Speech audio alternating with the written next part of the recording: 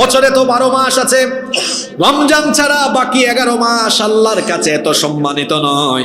আজকে এশার নামাজ আদায় করলেন, এক ফরজের সমান সওয়াব পাবেন, কিন্তু রমজানে এক ফরজের সওয়াব 70টা ফরজের সমান হয়ে যায়। সুবহানাল্লাহ। কারণটা কি?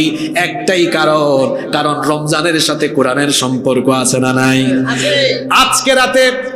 আজকে রাতে ইবাদত করলে সেটা 1000 রাতের চাইতে উত্তম ইবাদত হবে না, কিন্তু কদরের রাতে ইবাদত করলে পরে 1000 মাসের চাইতে উত্তম ইবাদত হিসেবে সেটা পরিগণিত হয়ে যাবে।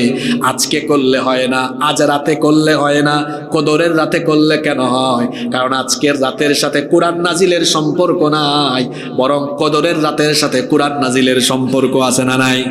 ইংরেজি আছে, স্প্যানিশ আছে, উর্দু আছে, ফার্সি আছে, পৃথিবীতে শত শত ভাষা আছে, কোন ভাষার এত মর্যাদা নয় আরবি ভাষার যত মর্যাদা রয়েছে। কেন আরবি ভাষার এত মর্যাদা?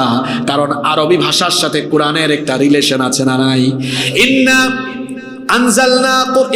আনজালনাহু কুরআনান আরাবিয়্যান লাআল্লাকুম তাকিলুন। এই কোরআনকে আরবি ভাষায় যিনি নাজিল করেছেন তিনি কে? আল্লাহ। এই যে এই টেবিলের সাথে 1 ঘন্টা ধরে আমার পা লাগতেছে, আমার একটু খারাপও লাগে না, একটু সম্মান বা ভক্তির কোনো অনুভূতিও আসে না। কিন্তু যখন কাঠের 2টা টুকরা দিয়ে রেহাল বানানো হয়, ওই রেহালের উপরে যখন আল্লাহর কালাম রাখা হয়, বলেন তো 2 টুকরা কাঠের সম্মান আর ইজ্জত তখন বাড়ে না কমে? কেন এটার সম্মান বাড়লো? কারণ ওই 2 টুকরার সাথে কোরআনের সম্পর্ক হয়ে গিয়েছে। কাপড় দেখবেন, কত কাপড় আমাদের পায়ের নিচে থাকে, এখানেও দেখেন আমাদের পায়ের নিচে কাপড় আছে, আমাদের কোনো খারাপ লাগে না, খারাপ কোনো অনুভূতি আসে না। কিন্তু ছোট্ট একটা কাপড়ের টুকরা দিয়ে যখন গিলাফ, জিলবাব বা বস্তনি বানানো হয়, সেটা হাত থেকে পড়ে গেলে কত খারাপ লাগে। কারণ হলো এই কাপড়ের সাথে কিসের সম্পর্ক আছে?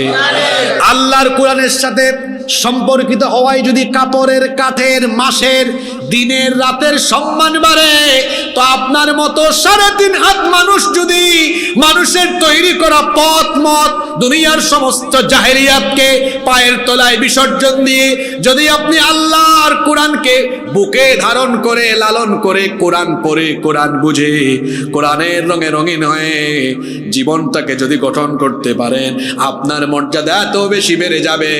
আল্লাহর রাসূল বলেছেন, আল কোরআনু শাফিউম মুশাফফা। কোরআন হচ্ছে এমন সুপারিশকারী কিতাব, যার সুপারিশ যিনি সরাসরি কবুল করবেন তিনি কে? ফামান জাআলাহু আমামাহু কাদাহু ইলাল জান্নাহ। এই কোরআনকে যে সামনে রেখে